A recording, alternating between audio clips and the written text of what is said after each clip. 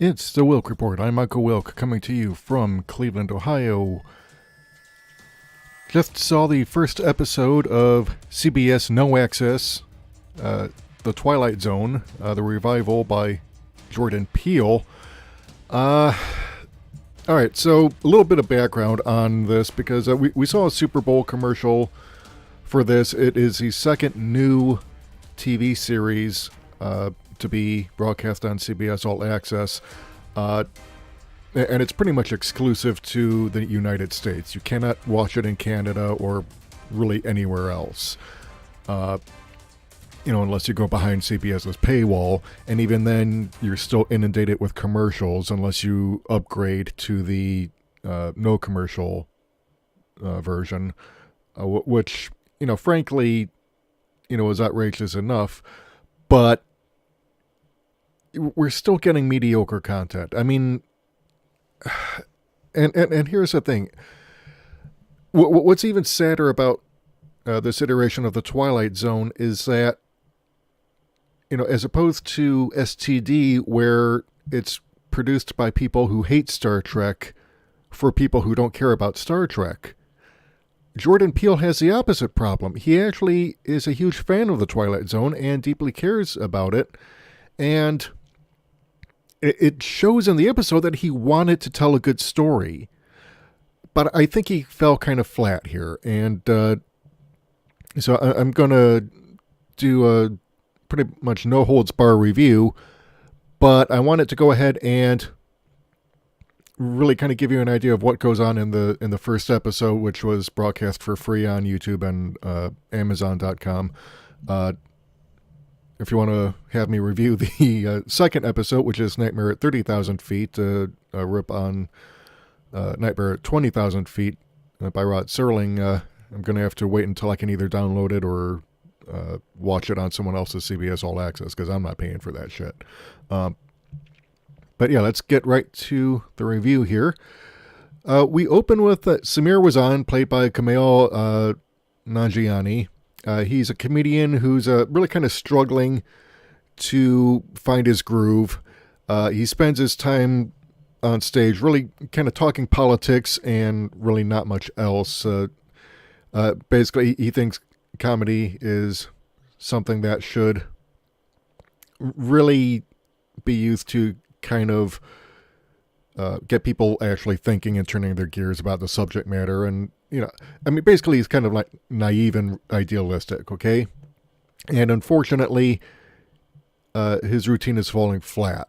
So he pulls up to the bar after his stand-up routine bombs big time, orders a drink, but lo and behold, he meets his idol, J.C. Wheeler, played by Tracy Morgan. And Wheeler is a comic who had hit it big, like really big, and then pretty much disappeared, and now shows up at his comedy club, where he offers advice to Samir, saying, look, forget about the comedy bullshit, the political bullshit, just go straight for telling jokes, all right? And it's not enough to just tell jokes, you have to be willing to put your life out there. And he gives also a very ominous warning, which Samir doesn't heed, which is basically, once you put your life out there, the audience claims it and it disappears and you can't get it back. So, Samir decides, okay, I'm going to give this a try. Kind of half-heartedly, doesn't really understand what he's getting himself into. But he goes ahead and does it anyway, starts talking about his dog and starts making jokes about the animal. And his dog is named Cat, which, if you're a comedian and you're not a very funny one, you might do. But for some reason it works. But when he gets home to his girlfriend and asks if she took the dog out, she doesn't know what he's talking about. And it seems the dog has been gobbled up by who knows what. It's been thrown down the memory hole. And Samir realizes that he can make people he doesn't like disappear. Starting with his girlfriend, Raina's professor. And because he thinks he the professor is trying to hit on his girlfriend and take her away from him, so he makes him disappear by talking about him on stage. Fat, obnoxious drunk who is described in the first scene as having killed a couple of people in a drunk driving accident makes an obnoxious remark to Samir. He disappears. People he knew in high school who picked on him or annoyed the living fuck out of him, they disappear. Even his friend Dee Dee, a fellow comic, is not safe from his vicious claw to the top of the comedy pyramid. And he has to make a choice because he's given the opportunity, along with Dee Dee, to try out in their next big act to get like the next step of the gig, to get on national television, jumpstart his career. But he has to beat Dee Dee. And the only way he can do that is to make her disappear by talking about her on stage. And that's when JC shows back up. And Samir confronts him about all this because he's actually having pangs of conscience at this time. And he's not liking it. He can't, he's not sure whether or not to go through with it. But ultimately he does. Because at the end of the day, he wants to go ahead and make it to the top, and he's not going to let anyone get in his way until Raina shows up and confronts him with a rather contrived bit of info where she points out the book of names, people he's been offended by, whom he chose to erase from existence. And, at this point, he decides to launch into a tirade on stage about himself and erases himself from existence. And because he never existed, everyone he made disappear never disappeared. They're all back. So the episode ends with Dee Dee, after finishing her act and being congratulated by Raina and her nephew, whom Samir had also made disappear, is approached by JC, who offers her a similar bit of advice. And it's pretty clear that JC stands in for the devil here. As for Samir, he appears in a wall photograph as part of the audience, a la Stanley Kubrick's The Shining. And I really, like I said, I wanted to like this show, all right? I really did, but it was pretty weak. The whole thing seems kind of contrived.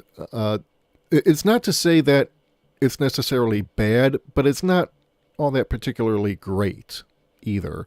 There are a couple of nods. We get some props like the dummy from the Twilight episode of the same name showing up in Samir's dressing room. We get a mask from what I understand in the next episode, Nightmare at 30,000 Feet. We get the mask worn by the actor who played the gremlin in the episode it's based on. So, we do get stuff like this, and it's clear that Peele is actually trying here.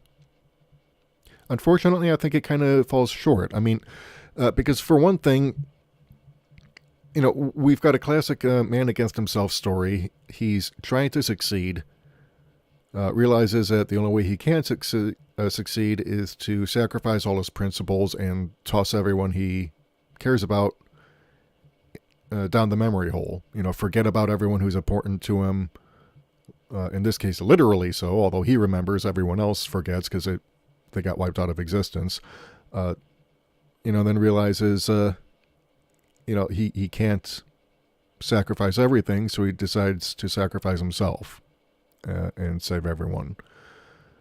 But it just kind of seemed contrived because the episode really made him seem like a complete and total psychopath. For much of it, clocking it in almost an hour long.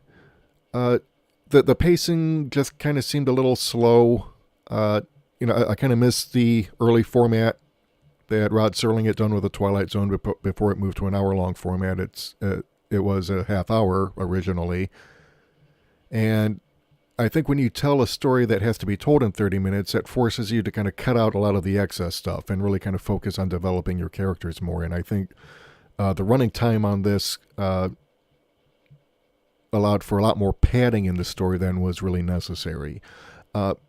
So, yeah, like I said, I wanted to like this. Maybe a second or third viewing will change my mind. But, so far, I got to see more, okay? Because we've seen Twilight Zone revivals before. Forrest Whitaker hosted one in the early 2000s. We had an attempt at revival back in it was either the 80s or the 90s. They never quite worked out because none of them had Rod Serling present. And Rod Serling was a master at storytelling. He knew how to tell a story, and he knew how to sell it too. And for a lot of people who, for example, like Dictor Van Doomcock, who insists that this is, another SJW agenda pushing exercise, I'm not really seeing it.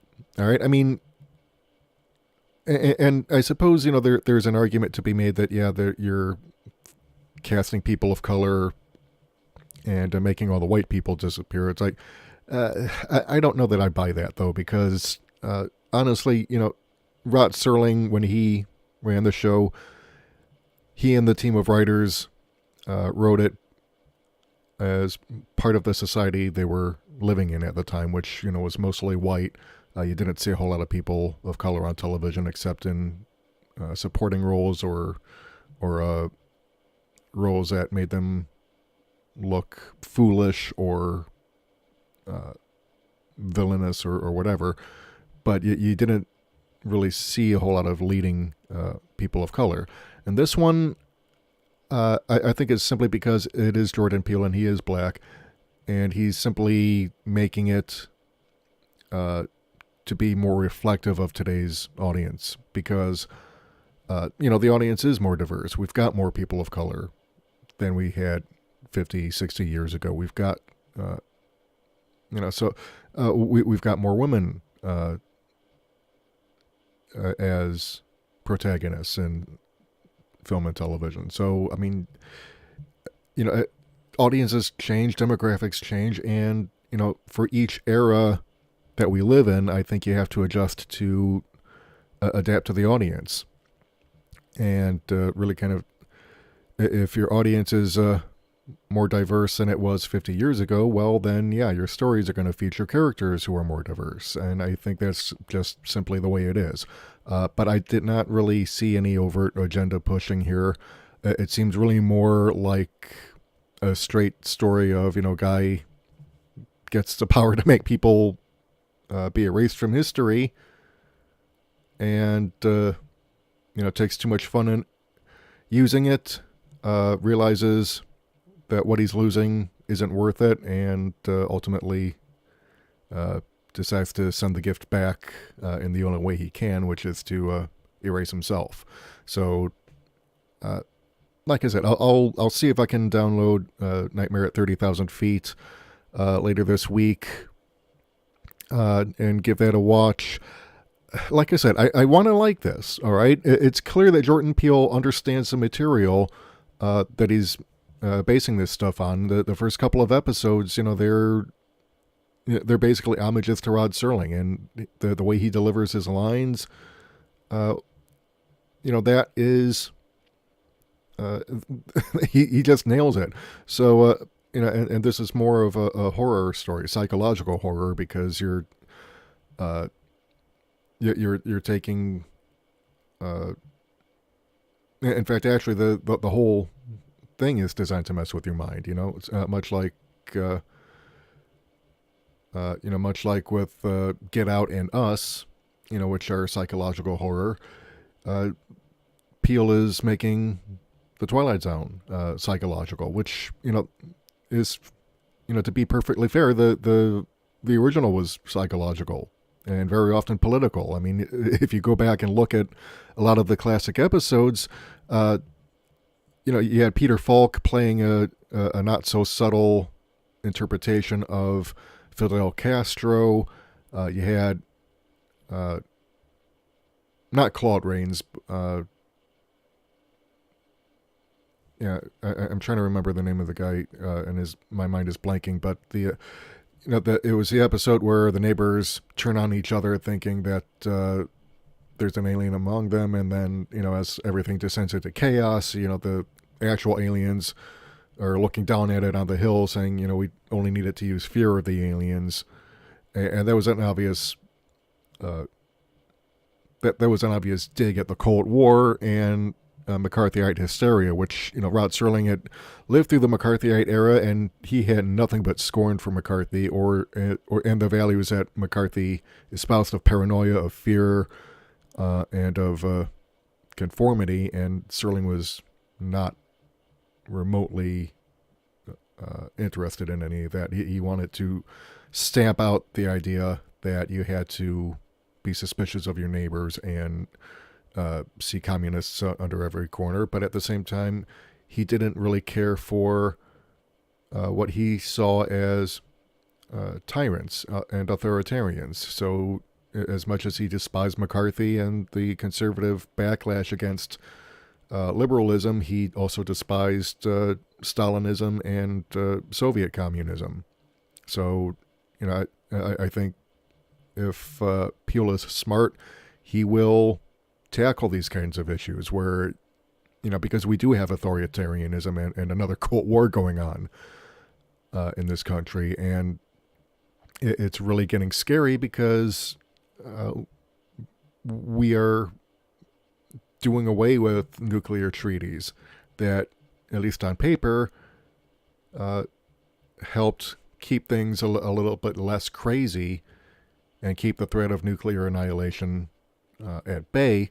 But now we're back to where we were 50 years ago when we were at the height of the Cold War and the Bay of Pigs invasion was going on, and we came this close to getting wiped out as a species because of the tensions. So, I think if Peele is smart, he'll tell stories like that. And there's nothing wrong with that. You don't need to be afraid of politics in storytelling, especially this being the Twilight Zone, which was very often all about telling political messages within a science fiction or fantasy or horror backdrop. Then, if you do it right, it'll succeed. If you do it wrong, if it sounds like you're being condescending or talking down to the audience, then people are going to react and they're not going to want to watch it. So, like I said, I'll give Nightmare at 30,000 Feet a look. If it's well written and well told, well executed, I'll see if I can give this show a chance. I won't be able to do like